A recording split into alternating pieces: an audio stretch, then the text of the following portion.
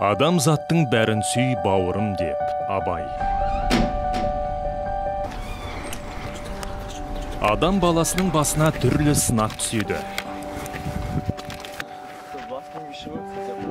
Алайда сабыр сақтап, тәубеге келіп өмір сүру пендені күйзелістен сақтайды.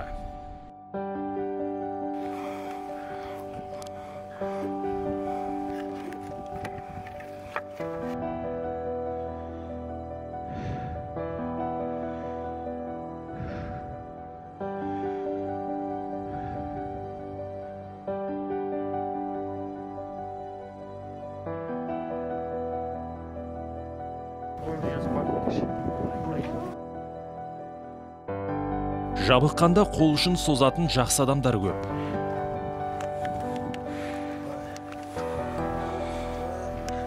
Мейірімділік дін мен ұлтқа бөлінбейді. Біз діні басқа болса да тілегі бір, тілі басқа болса да жүрегі бір елміз. Бір-бірімізге қамқормыз, мейірбанбыз. Бір халық, бір ел, бір тағдырымыз.